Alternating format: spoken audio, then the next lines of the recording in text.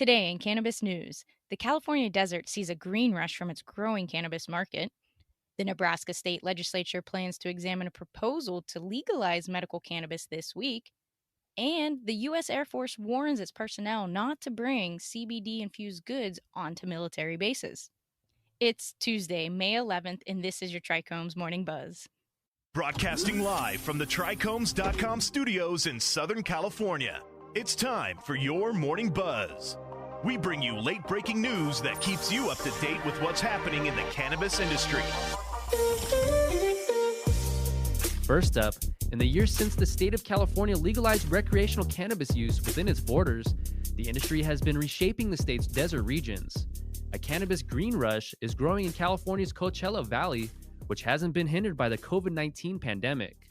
Desert Hot Springs, a quiet retirement town often overlooked by the more popular Palm Springs nearby, is evolving into a cannabis hub as entrepreneurs are drawn to the town with tax incentives and an embracing municipal government.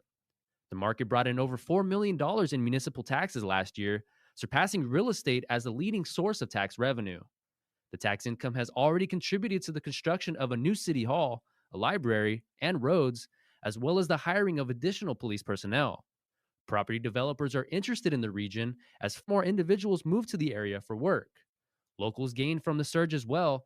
Out of the approximately 29,000 inhabitants, about 2,300 are employed in cannabis jobs. The city council passed unanimously 2 proposals in December to promote cannatourism in the area.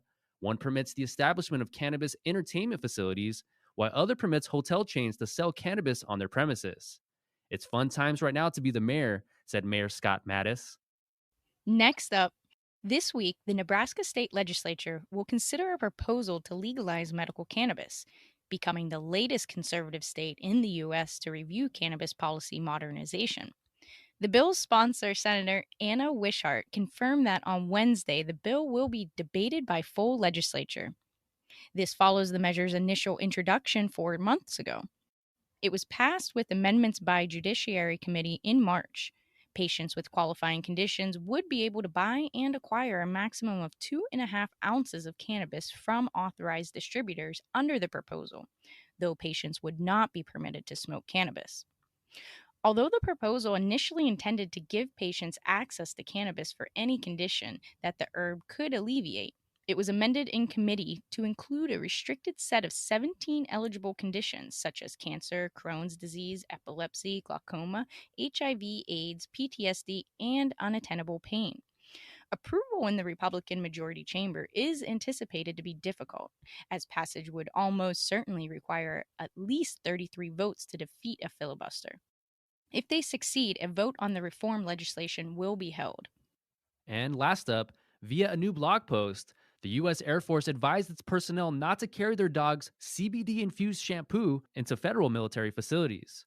Although hemp and its components are lawful under federal statute, and additional states have legalized cannabis, a military base in Massachusetts warned that having or utilizing cannabis goods would lead to punitive proceedings. Although the alert was sent to a specific Air Force base, the notice is similar to previous announcements by the military branch, which has taken great lengths to clarify its policy on cannabis. The Air Force issued a similar warning about CBD goods that are widely available on the market about a year following the federal legalization of hemp. The sweeping prohibition is in place because certain items which contain small THC amounts may register in a drug check, according to the statement. The Air Force had previously stated that its personnel should be particularly cautious when handling Grandma's Miracle sticky buns, which may include cannabis. Hemp, CBD, and traces of THC can be found in a number of products like shampoos, lotions, and lip balms that you can buy in the open market, but you can't bring them onto the installation. Even if it's for your pet, it's still illegal, said Tech Sergeant Kyle Majorana. Majorana added that the line between state and federal laws begins and ends at our gates. That was today's Buzz. Thanks for listening. For more cannabis news and insights from industry professionals and a place to discuss these stories and others, visit Trichomes.com. And be sure to catch up with all of our other cannabis industry-related podcasts like Hash It Out, Careers in Cannabis, or the International Cannabis Conversation wherever you get your podcast. For Trichomes.com, I'm David Fortin. And I'm Ashley Manning. Catch you next time.